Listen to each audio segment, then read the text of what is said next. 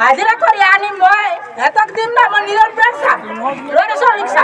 পঢ়াব আছে কি কৰি খা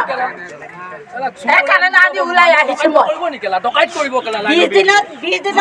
আমাক নালাগে আমাক আমাৰ যেটো পুৰণা মিটাৰ আছিল সেই মিটাৰটো আমাক ঘূৰাই দিয়ক কিয়নো আমাৰ দিন হাজিৰা কৰি খোৱা মানুহ কিছুমান মানুহৰ গুইত মোবাইলো নাই মোৰ ঘৰৰ কাখৰে কিনাৰৰ মানুহ আছে যাৰ গুইত মোবাইলো নাই হেতি কেতিয়া মেছেজ আহে কেতিয়া বিলৰ কথা একো গম নাপায় পিটিককে লাইনটো কাটি দিয়ে সৰু সৰু এমাদিমা ল'ৰা ছোৱালী লৈ কিমান হাৰাশাস্তি হয় মানুহৰ তেনেকুৱা হাৰাশাস্তি দি থাকিলে সদায় নহব আমি নেমানো আৰু যত আমাৰ 300-400 টকা বিল আহিছিল তাত এতিয়া 2000-3000 একেবাৰে দিন হাজিৰা কৰি খোৱা মানুহ খাব নোপোৱা মানুহ যিবোৰ এতিয়া লগনে আছে এহাজ খাই এহাজ খোৱা নাই সেইবোৰ মানুহৰ বিল এতিয়া 3000-4000 এনেকৈ কৈ আহিছে তেনেকুৱা তেওঁলোকৰ যে প্ৰাইভেট কোম্পানী হাতত নিজৰ হেৰিটো গটাই দি পেলাই আমাৰ ওপৰত পাব্লিকৰ ওপৰত মাধমাৰ মাৰি থাকিলে সদায় আমি সহ্য কৰি লোৱা নহব আমাৰ যেটো পুৰণা মিটাৰ আমাক সেইটো ঘূৰাই দিব লাগিব নহলে আমি এমাহৰ সময় দিছো এমাহৰ ভিতৰত নহলে আমি স্মাৰ্ট মিটাৰ ডাইৰেক্ট গৈ কোঠাৰ মাৰিম কি কৰে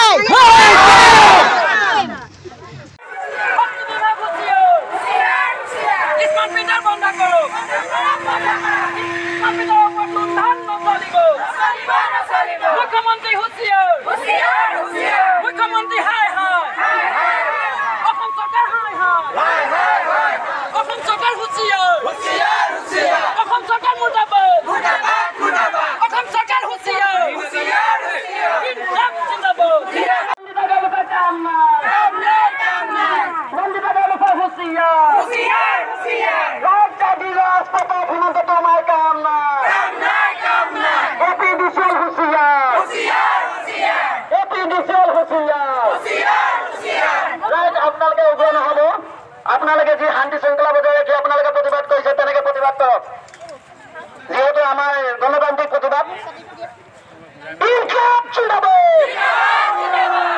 আমাৰ গোটেই সকলো ৰাইজ আপোনালোকে একত্ৰিত হওক সব লাইন পাতি এতিয়া নাথাকিব আমাৰ এপিডিচিএল কাৰ্যালয় পালে আপোনালোকে সব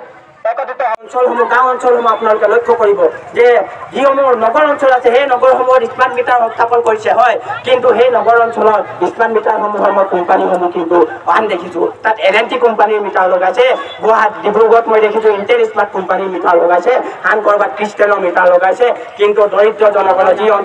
যি অঞ্চলত বসবাস কৰে যি অঞ্চলত চাহ অঞ্চলৰ লোকসকল বসবাস কৰে যি অঞ্চলত খাটি খোৱা লোকসকল বসবাস কৰে সেই অঞ্চলত জিৰাজ কোম্পানী আদানী কোম্পানীৰ মিটাৰ স্থাপন কৰি এই দৰিদ্ৰ খাটি খোৱা লোকসকলৰ তেজ শোষণ কৰিব বিচাৰিছে এইখন চৰকাৰে এইখন শক্তি বিভাগে এইখন এপিডিচিএল কোম্পানীয়ে গতিকে আমি দাবী জনাইছোঁ অতি সোনকালে সমগ্ৰ অসমৰ পৰা এই স্মাৰ্ট মিটাৰ প্ৰত্যাহাৰ কৰিব লাগিব আমাৰ পূৰ্বৰ মেনুৱেল মিটাৰ সংস্থাপন কৰি দিব লাগিব আমি পূৰ্বৰ দৰে আমি